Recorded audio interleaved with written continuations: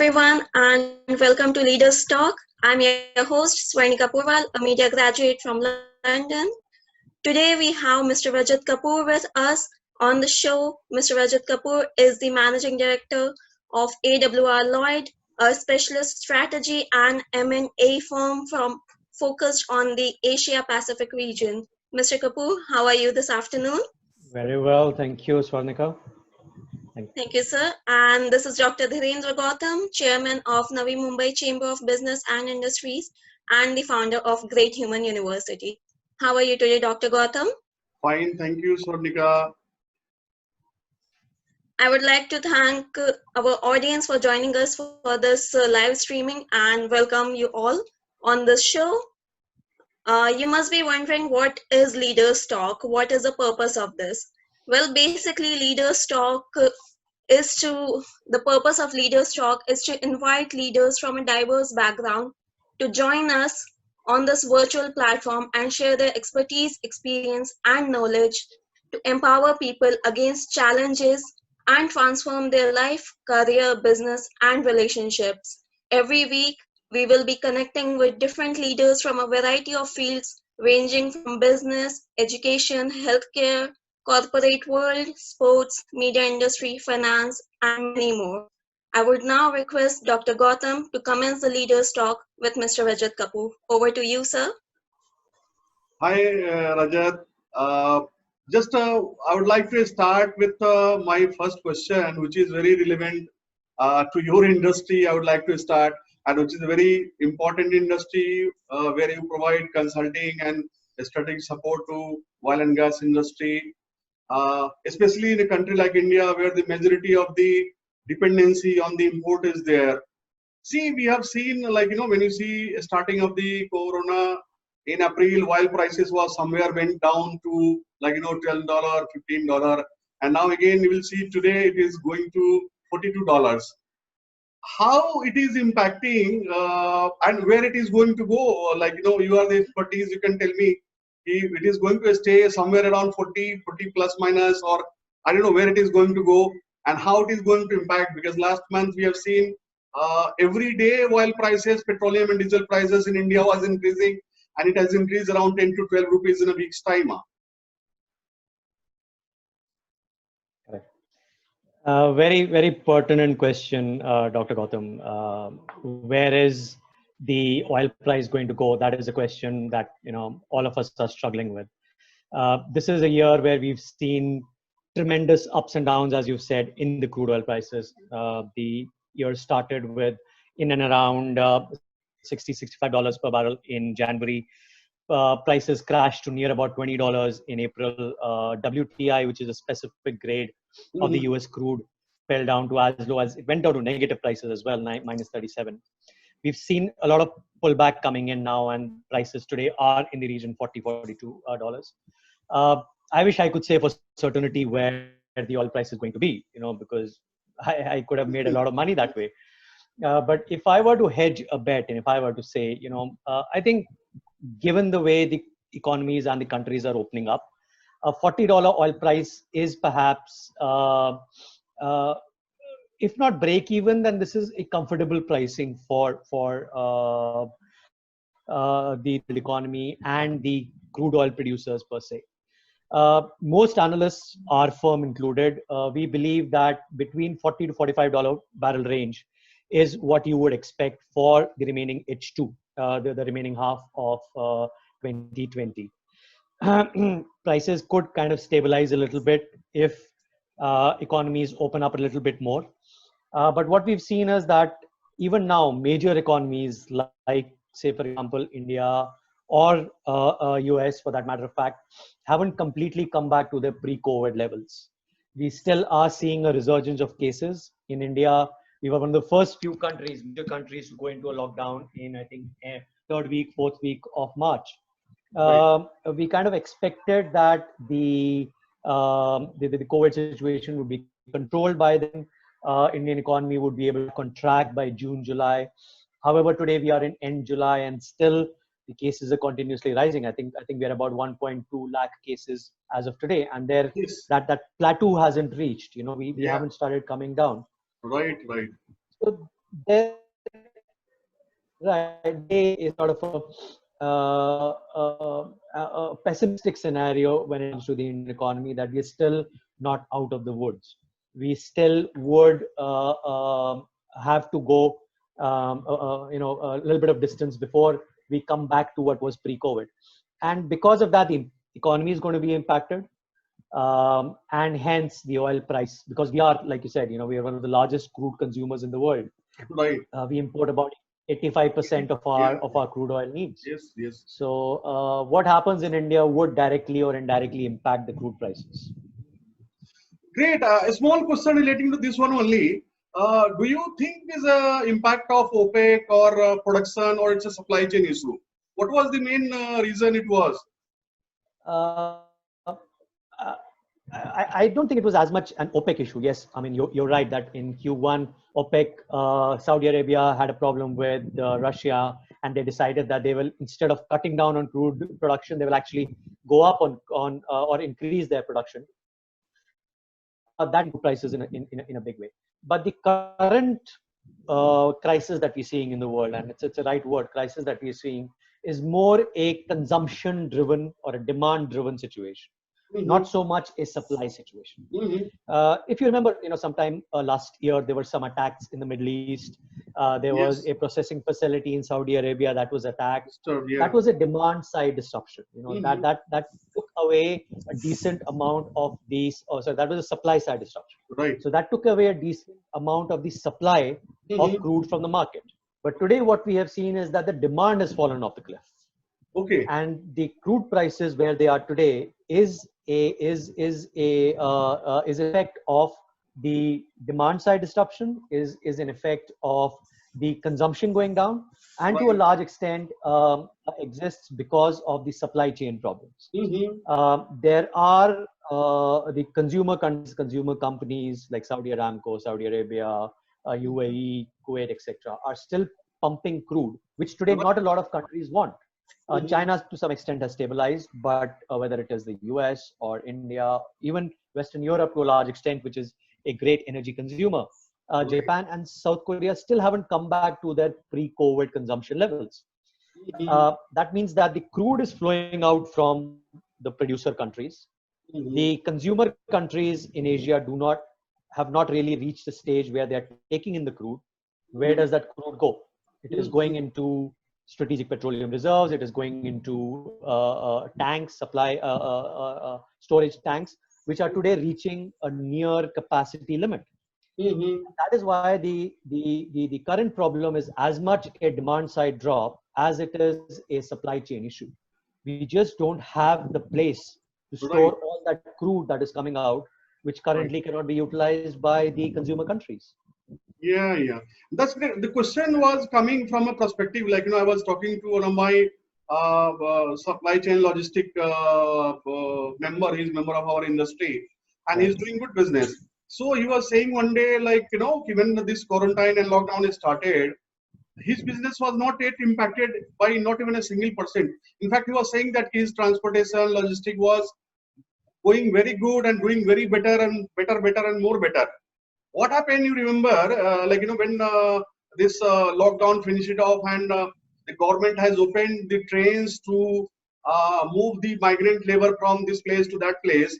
And that day he was saying that all the workers who are working in the supply chain, especially in transportation industry, has impacted a lot in that supply chain aspect, whether it is normal regular road transportation, or might be the shipping industry related, because if road transportation blocks, it impacts the shipping also somewhere. We are not able to reach. So do you think this is going to continue for a couple of more months in India, or how it is going to see? You have millions of migrants from major of these cities. They have migrated to side like UP, Bihar and Jharkhand and all. So especially for the India, how you see when these challenges is going to resolve and how it is going to impact?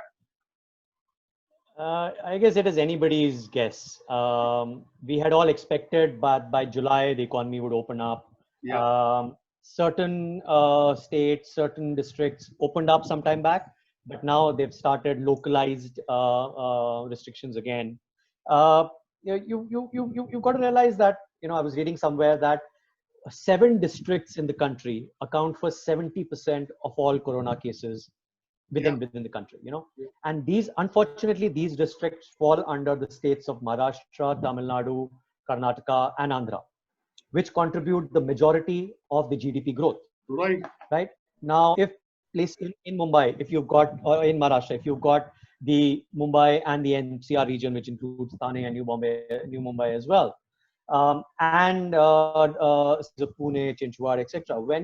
Now these are the growth drivers of not just the country but also the state of Maharashtra. And if you've got restrictions, quarantines, localized lockdowns in these cities, it is going to directly impact the health of the economy of the country, not just the state. And with the cases increasing steadily, and even if they are not decreasing, we kind of expected the number of cases to plateau. That really hasn't happened. I hope that the powers that be, that the government decides that there is some sort of a quid pro quo between closing of industry and taking care of the health of the citizens, and that they would allow for greater economic activity to take place. Until unless you start opening up the economy, right? Whether it is transportation, whether it is industry, whether it is manufacturing, you really cannot expect economic growth to take place in a big way. If you look at, say, petroleum consumption, that is a good benchmark. On an average, we in any given year we consume around 240 to 260 million tons of crude. Now that translates to around 21 million tons per year. Now January, February, March, we had a similar consumption. So we had about 19 to 20 million tons being consumed. In the month of April, that kind of dropped to about 17 million tons, which was again understandable. From 19 it went down to 17. That's about a 15% drop. In the month of May, that fell down to about 14 million tons. Right. So from 2021, you're coming down to almost 14. That's a 30% drop. Now that happened because people were not able to move. Industries were not using the fuel. The only thing that went up was LPG. Because people were sitting in the houses and eating, and cooking had to be done. Exactly. But petrol was not being consumed. Diesel was not being consumed. The biggest kind of fall happened in ATF, aviation turbine fuel, because the aeroplanes were not flying. Right now, until and unless the government decides that they have to take a stand, that there is a vaccine just around the corner, that there are people who are able to get immunity, whether herd immunity develops, or whether they feel that they have been able to contain the spread in some shape or form.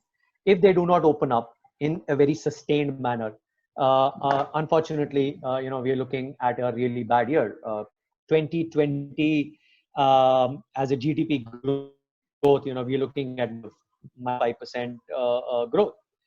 There are different numbers being thrown around. People say it's going to contract by 9.5. Some people say it's going to contract by 6, by 5%. But yes, 2020 is going to be a negative growth year for India. And the more we stay in lockdown, right, and the more localized lockdowns exist, unfortunately, the dire the situation becomes for our economy. Great. See, one more relevant question, of course, you talk about oil, petroleum, energy management. So energy management is a widely used word nowadays. Managing the internal energy at the individual level and managing the external energy in forms of whatever, your expertise is there. And everybody is talking that how to manage your internal energy, boosting the immunity system, wearing masks, doing all those things. So you have to manage your energy inside your house. But what about the energy? We have to manage the external energy so that it, balance the consumption, all other energy sources, and it should not be impacting very heavily on the people. Any thought you have? You want to share something how to manage this energy part? Sorry, you're talking about energy as in Oil, petroleum, and the many other use, energies and all that. Yeah, right? external energies Right. are. We say that. Yeah. Correct. Uh, the COVID has kind of, because the fact that we are all sitting inside, we are not using our cars or our transportation, etc. It just slowly started opening up. The per capita external energy consumption of the country has gone down drastically. I just gave you some numbers from an average consumption of between 20-21 million tons per month. We are in the month of May, we consume Mm-hmm. 14 million tons of crude. Mm-hmm. Now that is a drastic fall. Mm-hmm. To some extent, it helps the country, Mm-hmm. because as you started off by saying, India is a net importer of crude oil. Mm-hmm. In 2019, our import crude bill was about $100 billion, Mm-hmm. right? Now, if we are to look at this year, if we look at local less consumption, so I believe that in all the consumption levels will be more or less the same. you know Mm-hmm. uh, uh, April, May and June might be bad months, but August, September, October we will catch up. November, December we will actually go beyond our average consumption. Right. So on a year level, we would be consuming as much crude as we had consumed last year, right? Right. Say in and around 240, 260 million tons.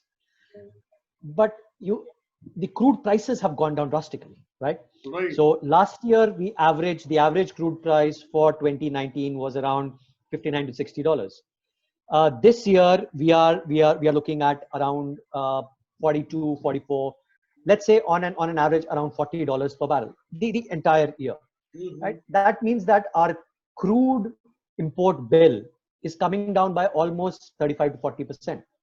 Right. Whereas last year we had consumed about $100 billion worth of, or we Mm-hmm. had spent $100 billion in importing crude. This year we'll spend between 60 to $65 billion. So a 35 billion saving is, in today's day and age, at $75, that's about 3 lakh crores. Right. So the government, on the back of low crude prices, has managed to save in 1 year 3 lakh crores of important foreign exchange. Right. So I think that lower energy consumption and lower energy prices has a positive effect for a country like India. Yes, that means that the economy and the GDP is going to be impacted, but for a net energy importer like India, that obviously spells good news for us. Yes. We try to keep our leaders talk not very longer, but before I ask my last question, I would like Right. to have another question. Like, of course, you are managing your India operation business and all that, and all our members are the business community and the industry people. So, how you manage efficiently your business with reduced manpower, less manpower, where people are not allowed to function at the full capacity, and many challenges people and Mhm. industry is facing because of the quarantine. So how you are able to take care of, and what kind of advice you would like to give us to our viewers, like how they should be efficiently managed, they should be at least keep the business on track. If they are not able to grow, at least they should not be whatever the loss they made it, they are able to recover that, or at least go up to a level managing the very efficiently, and what they should do, they want to listen from Uh, you. uh, Dr. Gautam, this is the new normal, right? Yeah. Whether we like it or not, we have entered an era where COVID has entered and is going to impact pretty much every aspect of our life. The way we work, the way we live, the way we talk. I mean, any time I would have been sitting across the table talking through a Zoom conference call, a video call. And this is now fast going to be the accepted norm. Right. Till a few months back, right? If I were to make a business presentation, if I were to make a sales pitch, if I had to go and meet a client, even if I had to fly down to Europe or to Southeast Asia, I would do that Yeah. because that was important to me and to the client to be seen face to face. Right. But today, this over in the last 4 months, forget out of the country, I haven't gone out of Mumbai. It is very Mhm. seldom that I've gone out of my office. Yeah. We are conducting our business, we are conducting our day-to-day activities over calls, over video conferences, which is going to continue. Now, for a consultant and advisor like me, this helps, because Yeah. this cuts down my costs drastically. Mm-hmm. If I were to travel to Europe, I would spend about $3,000, 2.5 lakh rupees, coming, Right. going, staying for 5 days. Mm. To me, and now if I have to make a 1 hour, 2 hour Zoom call, it costs me zero money, Right. right? So Right. there is a cost benefit in the way you are working. Mm-hmm. For people like us who can afford to work from home, consultants, advisors, bankers, chartered accountants, lawyers, I think this is the way to be. You have to ensure that you stay in touch with your clients, you stay in touch with your teammates, both external and internal. Regular team meetings, regular calls, regular sales pitches, which can very well take place the way we are talking right now. After 4 months of being in quarantine and having 4 to 5 calls every day, this feels natural to me. This is not something out of the ordinary where we are sitting in 3 different locations and talking. You've got Right. your other people who are going to be listening in from all over the country. Yeah. Yeah. For the manufacturing industry, the heavy industry, unfortunately, working from home is not possible. That's They what have to thought, be yeah. at site, whether it is construction, whether it is manufacturing. Um, and unfortunately, the way the economy has been impacted, these industries will have to face the brunt. Like I said, we are talking about a negative growth this year. The consumption levels have dropped. People are not buying. There are companies that are closing down. There are people who are out of jobs. So the purchasing individual is going down. He is not going to go and buy an extra shirt. He's probably not going to go and buy an extra house because he needs to conserve his cash if he doesn't have a job.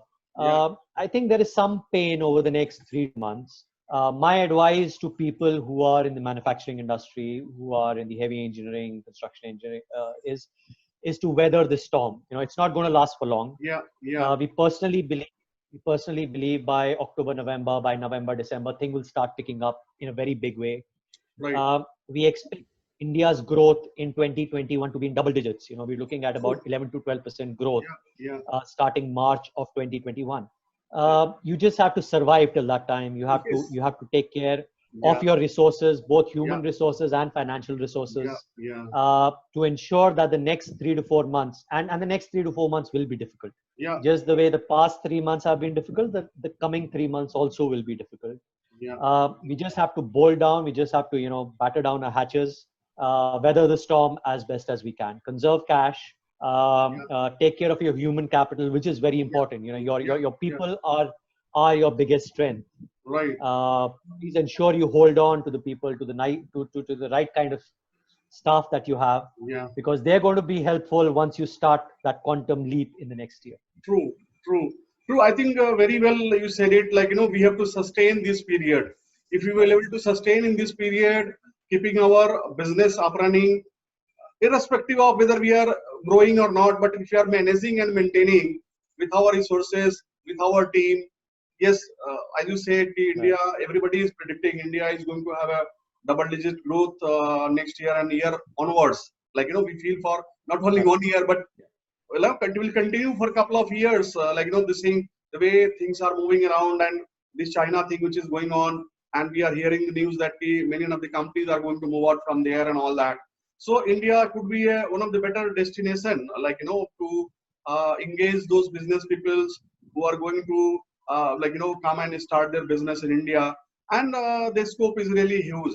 So I would like to thank you very much, Rajat. You are being a part of our Navi Mumbai Chamber audience, and our members and the people who are at different places at our social media. We are live on Facebook and YouTube, so they will be seeing there, and they have of course experienced something or learned something from your experience, what you shared it. Thank you very much. Thanks a lot. Thank you, Dr. Gautam. Thanks a lot. Yeah. Yes, Swarnika. Thank you, sir. And I'm sure our viewers now have a much better understanding of the challenges that are faced by the oil and gas industry, and how the future of the industry is going to look, and overall how the future of our country is going to look after this pandemic crisis has passed. So thank you, Mr. Rajat, for all the insightful answers and good guidance. It was very helpful. Thank you so much. Thank you for having me. Thank you, sir. Bye. On member and Great Human University, I would like to thank our viewers for joining us on this live stream and making this Leaders Talk a wonderful one.